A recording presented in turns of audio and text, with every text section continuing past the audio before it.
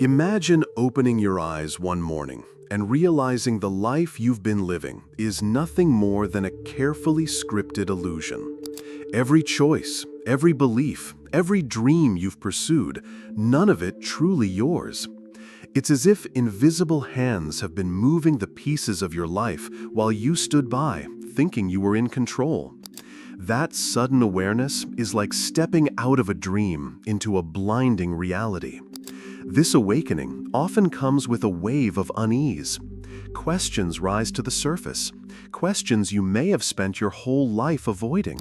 Who am I really? How much of my identity is shaped by me, and how much is an echo of society's voice? The moment you begin to ask these questions, you've already taken the first step toward breaking free. But with awakening comes discomfort. Many people turn away from it, retreating back into the familiar safety of their constructed identity. They choose comfort over truth, forgetting that comfort can also be a cage. Yet those who are willing to face the unsettling truth open themselves to a life that is infinitely more real. This is not a gentle journey. It's a shattering of illusions, a peeling away of everything false. But in that destruction lies the seed of your rebirth, the first heartbeat of a life that truly belongs to you. From the moment we are born, the world begins to dress us in expectations. We learn how to behave, what to say, and what parts of ourselves are acceptable. This becomes the mask, what Carl Jung called the persona. It's the version of ourselves we present to the world, a costume carefully tailored to earn approval and avoid rejection. The tragedy is that most people forget they're wearing it. They confuse the mask with their real face, never realizing that underneath lies a truer, more vibrant self that has been buried for years. The mask becomes so convincing that even we believe the act we perform. But the mask comes at a cost. The more we identify with it, the more disconnected we become from our authentic self. That hidden self, silenced and neglected, begins to wither in the shadows. Over time, the mask may crack, not because we want it to, but because life has a way of revealing what we've tried so hard to hide. To remove the mask is an act of courage. It means risking rejection, standing exposed in front of the world, and embracing the vulnerability that comes with authenticity. But only when the mask falls can the real self begin to breathe again. Take a moment to reflect. How much of your life has been truly yours? Did you choose your beliefs, or were they handed down to you? Did you choose your career, your values, your desires? Or were they shaped by parents, teachers, media, and cultural norms long before you had the chance to decide? Most of us are actors in a play we didn't write. We speak lines given to us, follow plot lines that have been rehearsed for generations, and call it living. The tragedy is that the script feels so natural, we rarely notice it's there. Breaking free means questioning the script. It means challenging the stories you've been told about who you are and what you're capable of.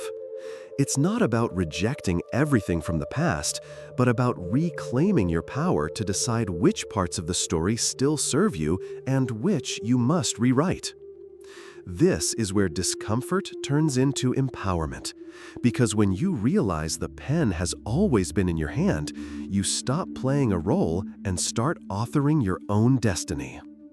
Carl Gustav Jung wasn't content with the surface-level explanations of human behavior. He dug deeper, venturing into the uncharted territories of the unconscious. While others saw mental health as adapting to social norms, Jung believed true life began only when a person embarked on the journey of individuation, the process of becoming their most authentic self. He saw that most people never take that journey. They live as if on autopilot, confined by the molds society has poured them into. They seek validation, mistaking it for happiness, and wonder why a quiet restlessness never leaves them. Jung's work was a call to awaken, to stop running from ourselves and instead face the parts we've hidden. He believed that within each of us lies an untapped source of power and meaning waiting to be uncovered. In his view, the start of real life isn't marked by external achievements or milestones. It begins the moment you decide to look inward, to explore the vast and often intimidating landscapes of your own mind. Individuation is not a simple self-improvement project.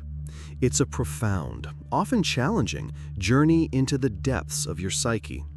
It involves confronting the masks you wear, integrating the parts of yourself you've denied, and emerging as a whole, authentic being.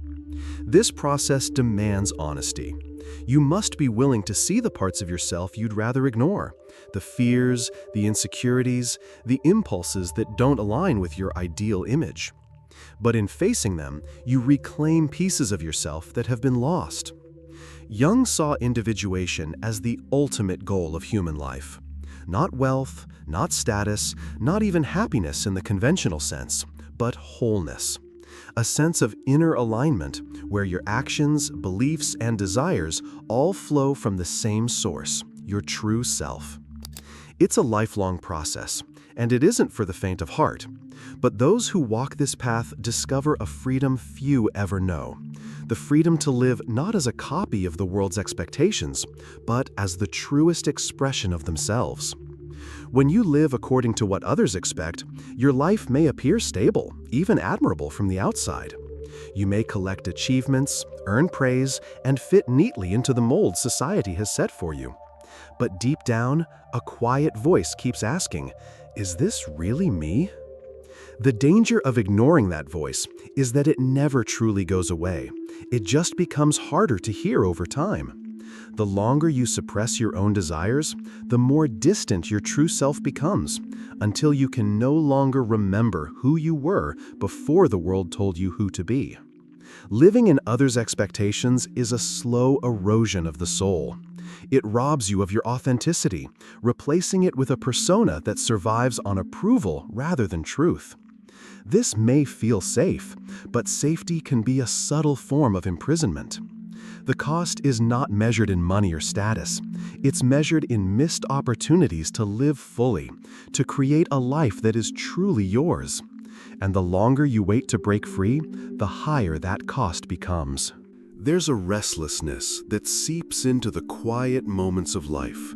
You feel it when the noise fades, when the TV is off, the phone is set down, and you're left alone with your thoughts. It's the discomfort that whispers, "Something is missing." Most people try to silence this feeling with distractions. They drown it in work, entertainment, or social obligations, convincing themselves that constant activity is the same as living. But the discomfort is patient. It waits. This unease is not your enemy. It's a messenger. It's the part of you that knows you're living out of alignment with your true self. Ignoring it doesn't make it disappear, it only forces it to speak louder, often through anxiety, dissatisfaction, or burnout. Listening to that discomfort takes courage, but it's also the first step toward change. The whisper that unsettles you may be the very guide that leads you back to yourself. As children, we begin life unfiltered, laughing, crying, and expressing without hesitation. But soon we learn the rules, what earns praise, what brings disapproval, and what emotions are acceptable. Slowly, we mold ourselves into a version of who we think we need to be. This is the birth of the persona. It's a necessary adaptation, helping us function in society and build relationships. But over time, the persona can overshadow the real self. In seeking acceptance, we bury parts of our identity that don't fit the script. The tragedy is that these buried parts often hold our greatest creativity, passion, and vitality. When we hide them, we don't just lose authenticity, we lose access to our deepest potential. Reclaiming the authentic self means peeling away layers of conditioning, unlearning the rules that no longer serve us, and daring to show up as we truly are. It's less about creating a new self and more about remembering the one that's always been there. If the persona is the mask we show the world, the shadow is what we hide behind it. It contains everything we've rejected or suppressed, fears we deny, desires we refuse to admit, and wounds we've never healed. Many believe that hiding the shadow makes it disappear, but what we resist doesn't vanish. It operates in the background, influencing our choices and shaping our behavior without us realizing it. It's the unseen force behind sudden anger, irrational jealousy, or unexplained dislike for someone. Jung believed that the shadow isn't just a container for our negative traits, it also holds hidden strengths. The qualities we've buried out of shame or fear often carry the very power we need to grow. Facing the shadow is not about erasing it, but integrating it. It's about acknowledging all that we are, light and dark, and using that wholeness as a source of strength instead of something to hide from. Think of the last time someone's behavior triggered an intense reaction in you. Maybe it was arrogance, selfishness, or weakness. Chances are, what you saw in them was something that also exists unacknowledged within yourself. This is projection, the shadow at work. When we reject a part of ourselves, it doesn't simply vanish. It seeks expression in other ways. Often, we project these qualities onto others, condemning in them what we secretly fear or deny in ourselves. The more you refuse to acknowledge these traits, the more they influence your life from the shadows. They can dictate your relationships, fuel your insecurities, and keep you locked in repetitive patterns you don't understand. But the moment you recognize and own these parts of yourself, they lose their power over you. What was once an enemy becomes a teacher, showing you the path to greater self-awareness and freedom. Have you ever met someone who instantly irritated you for reasons you couldn't explain? That reaction often has little to do with them and everything to do with you. Jung called this projection, the process of seeing in others the traits we deny in ourselves. When you feel a strong emotional response to someone's behavior, it's worth asking, what does this reveal about me? More often than not, the answer lies in the shadow, the unacknowledged parts of your psyche that you've pushed away. This is not an accusation, but an invitation. Instead of judging these qualities in others, you can turn inward and ask why they provoke such a reaction. Sometimes, what you reject in others is a buried strength or desire that you've been taught to fear. By recognizing projection, you reclaim your power. No longer controlled by unconscious reactions, you begin to respond to life with clarity instead of impulse. The mirror stops distorting your reflection, and you start to see yourself as you truly are. Many fear the shadow, assuming it's a dark, dangerous place. But Jung believed that it holds some of our most valuable treasures. The parts of yourself you've rejected may carry the creativity, courage, and emotional depth you've been searching for. Integration is not about glorifying harmful behavior. It's about owning your full humanity. It's about saying, "This too is me," and allowing those once buried parts to work in harmony with the rest of your being. When you integrate your shadow, your inner conflicts lose their grip. The energy you once spent hiding from yourself becomes available for growth, self-expression, and purpose. This is why the journey inward is worth the discomfort.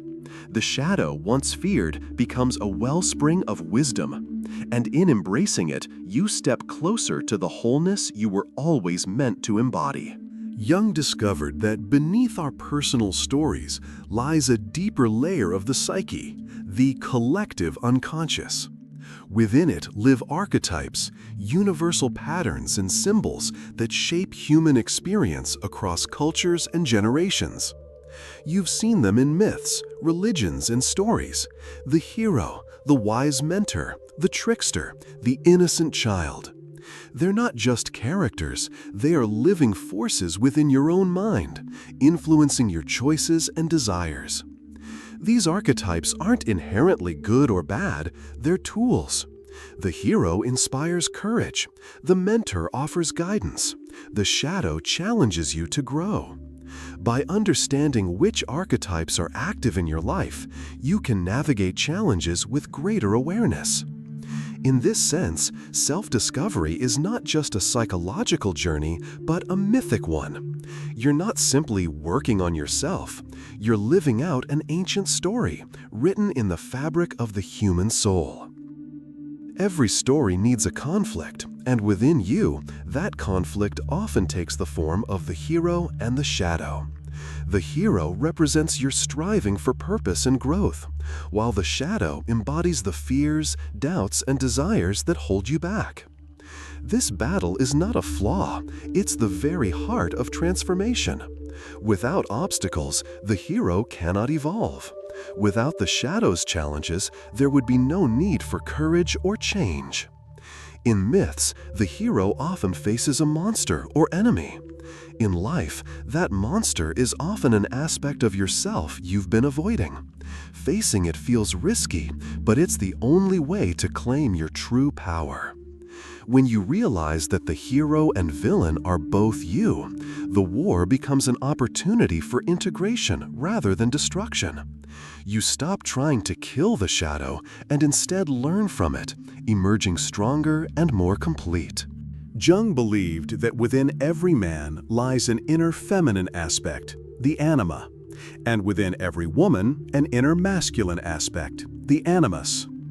These aren't about gender in a physical sense, they're about balancing two complementary energies within the psyche.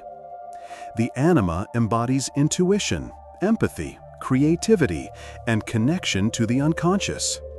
The animus represents logic, structure, discipline, and assertiveness.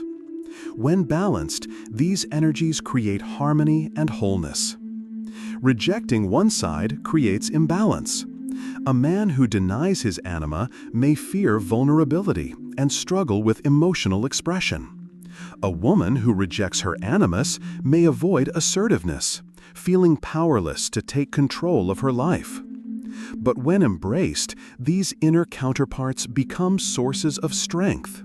They allow you to approach life with both heart and strategy, intuition and reason, qualities that together form the foundation of true self-mastery.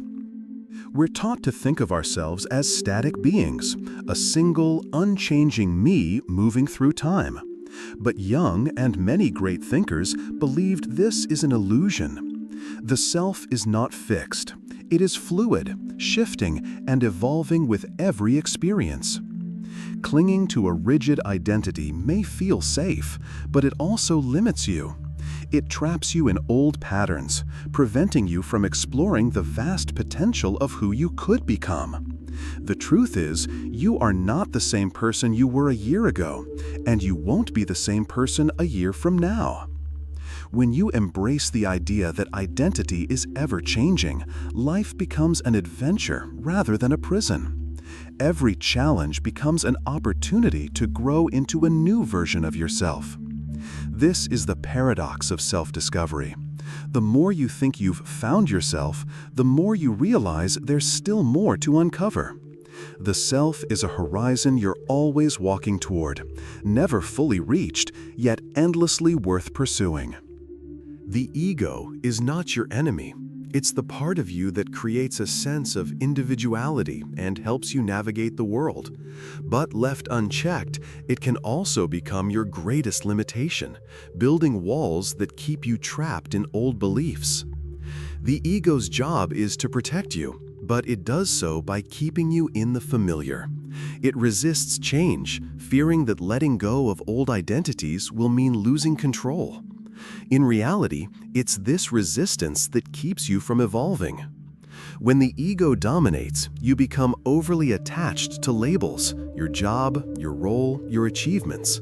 You begin to think these external things are you, forgetting that they are only expressions of something much deeper. Learning to work with the ego rather than against it is key. When you acknowledge its fears without letting them control you, the ego transforms from a jailer into a gatekeeper, one who opens the door to greater possibilities. A limited self-image is like a pair of glasses with the wrong prescription. You can still see, but the world appears distorted, and so do you. If you've been told you're not enough or too much, those words can become invisible chains, restricting what you believe is possible. These chains are often inherited, passed down through family, culture, and life experiences. Without realizing it, you start to live within invisible boundaries, never questioning who built them in the first place. Breaking free means rewriting the story you've been told about yourself. It requires challenging every assumption about what you can and cannot do. This isn't about blind optimism, it's about reclaiming your right to define yourself on your own terms. When the chains fall, you begin to see that the only true limits are the ones you've accepted. And once you stop accepting them, a world you never imagined becomes possible. Jung believed the unconscious is always speaking. It's just that most of us have forgotten how to listen. Learning to tune in can unlock insights and guidance that logic alone can't provide. The first step is awareness. Notice your thoughts, emotions, and reactions without judgment. The unconscious often speaks through subtle cues that are easy to miss when you're distracted. The second step is exploration. Pay attention to your dreams, recurring symbols, and moments of synchronicity. These are the language of the unconscious, revealing patterns and truths hidden beneath the surface. The third step is integration. Once you uncover these insights, weave them into your daily life. Use them to guide your choices, resolve inner conflicts, and align more closely with your authentic self. Over time, the unconscious becomes not a stranger, but a trusted ally. The search for the self can feel like a long and winding journey, but the great irony is that you were never truly lost. The self you've been seeking has always been within you, waiting to be recognized. Every mask you've worn, every shadow you faced, every archetype you've met along the way, they were never obstacles to your true self, they were the very path to it. The moment you stop searching out there and start looking inward, you realize there's nothing to find, only to remember. The journey isn't about becoming someone new, it's about reclaiming who you've always been. And when you reach that place, life changes. Not because you've discovered something external, but because you finally see yourself, whole, unafraid, and fully alive.